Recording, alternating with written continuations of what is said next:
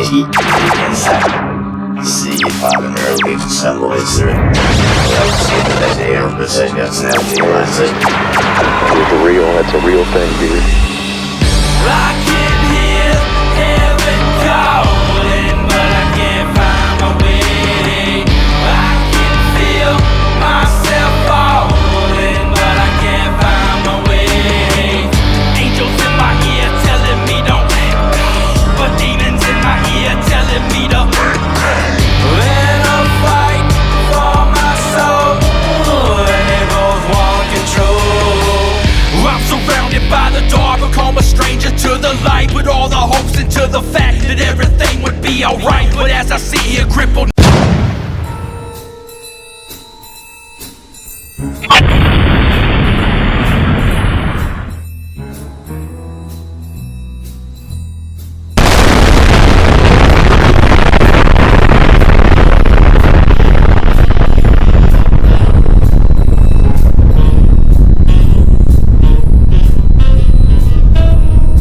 Before today's video begins, I wish to bring up a subject that I saw involving the censorship of videos on YouTube. Not to worry, Mama Max, the devil has heard your cry of injustice and knows your pain all too well. So I shall post here the subject that was discussed along with what intel I have to work with. The subject has to do with pedophiles on the internet, but I feel like this is just an exploited subject anymore. You see, Nightmind and other viewer creators that may be watching this. Your attempt to strive for justice became an exploited tool for what is called Karens in today's terminology. Karens are the stay-at-home soccer mums who have become bored with their meaningless social existence and had decided to go out and become rogue vigilantes that perpetuate the problem in our society today.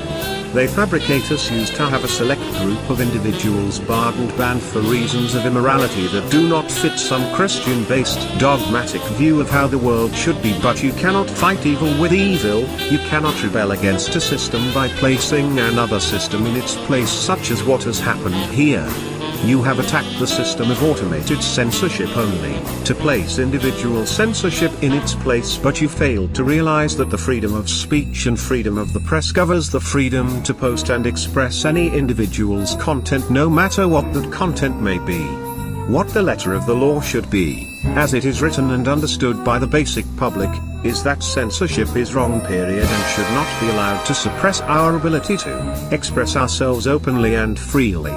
That if an individual's content should happen to be illegal, then it is evidence of a crime being committed and can be used in a court of law to convict said individuals if that evidence is proven to be directly connected to the individual in question after a thorough investigation has been done to prove this. That is the process of judicial examination that is in place to discover the guilt or innocence of someone.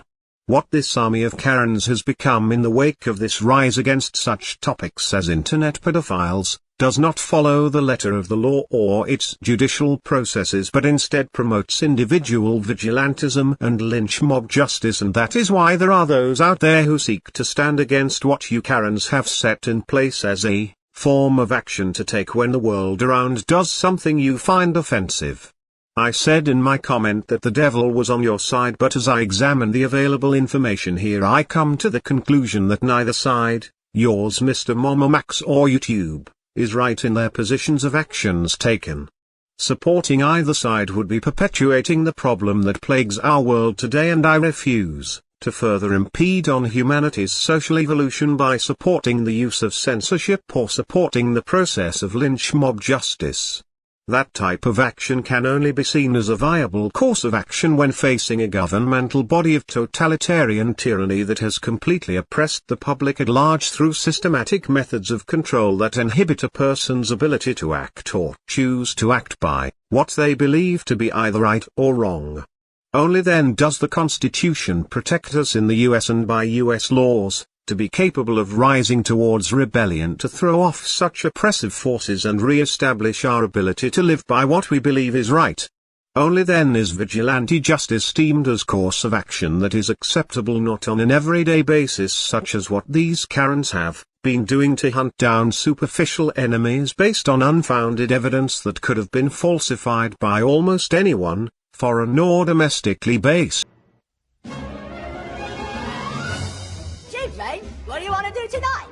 The same thing we do every night, Pinky. Try to take over the world. The Pinky and the Brain, yes, Pinky and the Brain. One is a genius, the other's insane. They're laboratory mice, their genes have been spliced. They're Pinky and the Brain, brain, brain, brain, brain, brain, brain, brain, brain. Before each night is done, their plan will be unfurled by the dawning of the sun. He'll take over the world. They're Pinky and the Brain, yes, Pinky and the Brain. Their twilight campaign is easy to explain. To prove their mousy worth, they'll overthrow the earth. They're Pinky and the Brain, brain, brain, brain, brain, brain, brain, brain.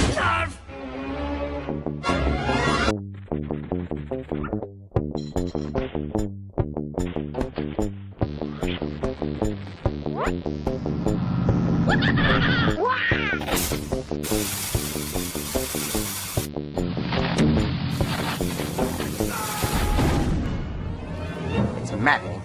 If the world only knew the lengths to which I have gone to help achieve its destiny, humanity would acknowledge me as its rightful leader. Instead, I am forced into a series of schemes and stratagems which are at best undignified, and at worst, painful. Rather than have their open acceptance and adulation, I am forced to dupe the masses into submission. Yes! They don't believe that I, a lab mouse, the lowliest and most reviled of Earth's creatures, will one day rule the world! Well, the second lowliest. Pinky, do you realize that the simplest approach to world domination has been right in front of me all along? A Bunsen burner? No, Pinky. I must... Pinky, how did you know what that is? Well, I'm not stupid, Brain. Everyone knows that you just put your old used Bunsens in there, and it burns them all up into a little pile of ashes. Ashes, we all fall down! Zork! Okay. Sorry I asked. Pinky, let me communicate my mission to the world in terms even you can understand. Noriega, Genghis Khan, Saddam Hussein, and me, the Brain, we all have this one thing in common. We are into world domination. It's a new sensation, try it and you'll feel elation. It's the gift to give the guy who wants everything. Military takeovers, Governmental makeovers. keep it all and be confined. It keeps your junta occupied.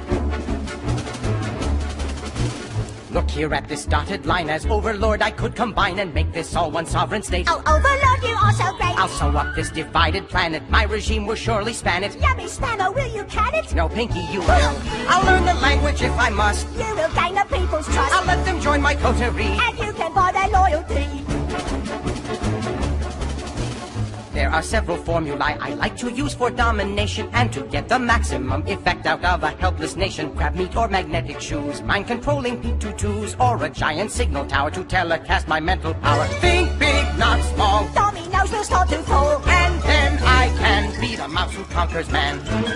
So, if you have a calculator, you can be a great dictator. Let each country that you covet equal X. You're gonna love it. Multiply by why not try it? If the people start to riot, you can always say that they are just a bunch of kooks. People just need to be led Buy a mouse with a big head. to their weakness, they'll succumb. If you give them chewing gum, It may bother them a bit. but they'll soon get over it. They won't mind when I'm the czar of all that we see near and far.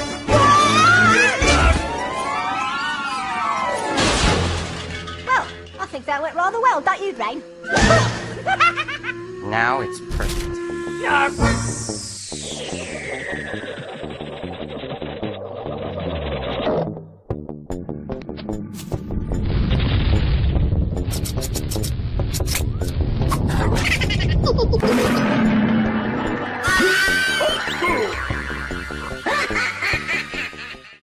So I have had an idea. After learning a little bit about Nikola Tesla and his personal life, I see him like I see the Lord now, an individual who shares certain qualities or experiences like I have and makes similar decisions based on those scenarios, which in the long run assures me that I have not been wrong in my choice, for others have made the same choice under similar circumstances. Like Tesla, I do not let many into my personal life, and I too turn down advancements from not just women but choices and entirely different paths in life based on whether or not it may distract me from my work. I have ended friendships and relationships based on my opinion of the effect they may have on what I do. So it is not too surprising that I can make sense of his strange habits, such as his obsession with calculating his food quantity intake. I sensed that he was doing that, on a personal level, because he was about to begin work on something that would require his best possible skills in mathematics. That was why he was doing those things, to challenge his skills to reach the level he felt was going to be necessary to achieve success. I also feel that his mathematical habits were simply out of boredom, not autism. He simply lacked the challenging atmosphere that piqued his interest. Lastly is his heightened sensory perception. I 100% agree and understand exactly what they meant when describing the different heightened skills they say he was capable of, as I too have experienced what they mentioned he did and more, as you can see from my videos.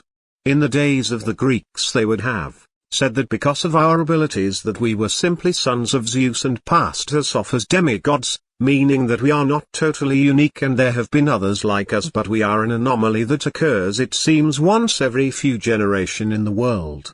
Some cultures refer to us as seventh sons, describing us as being capable of supernatural-like things such as healing the sick, foreseeing their future, and other traits that have been labeled by modern science to be that of the telekinetic nature. In the culture of the Turkish and Romanian regions and Irish legends, as well as some South American cultures, the seventh sons were thought to have been people who were angels born onto the earth, capable of things like the miracles Jesus had performed. My ability to do more than sense their barometric pressure change when a storm is coming, but able to actually control the intensity and direction of the storm, is another shared quality I have with Tesla, including the rumors of his being associated to extraterrestrials also. As they describe it, these qualities come from an ancient colonization of extraterrestrials that were here once long ago, possibly as far back as 1.5 billion years ago. The ones known as Lemuria and the Aztlantans. Now, before I get off topic on Tesla, I think I am going to try something different here. Tesla is one who is very similar to myself and what I am capable of. I think I shall help develop that similarity between us. As a child he suffered from a 9-month debilitating illness of cholera and had many close encounters with death at that time. Since my abilities seem to focus on its bridge between my mind and reality that can affect others, being within the span of a person lingering on the edge of death, which is when it is at its strongest it seems. Then I shall endeavor to borrow Mr. Tesla in those near life and death moments and project his consciousness to our era. Give him a spiritually based body to roam about in and allow him to live among us for a short time and learn the aspects of that which will become the knowledge of his destined future. Personally, I will show him the kinetic traits I have developed and how he can increase his own as well as develop other kinetic traits he may not possess at the time, such as the ability to alter his hearing to pick up sounds nowhere near the typical audio receptor's ability to detect them. All I must do is calculate the time differential between the spiritual realm and the living realm and apply its inverse exponent to find the spatial time frame of how long he can linger here before returning him to his era. As you can tell, I'm already calculating even as I type.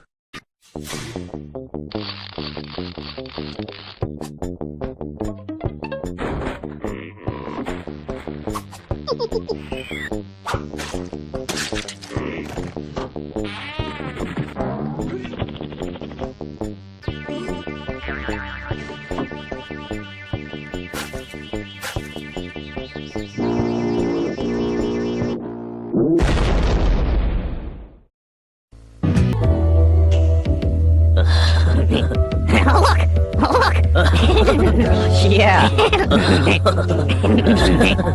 Vanilla ice. You know, they're always like putting this guy down and, you know, like making fun of him and saying he sucks and stuff. But, you know, he really does suck. And, this is one of those times where everybody's right. You know what I'm saying? Are you just trying to say that this sucks, Beavis? Yeah. Sometimes you have a way with words.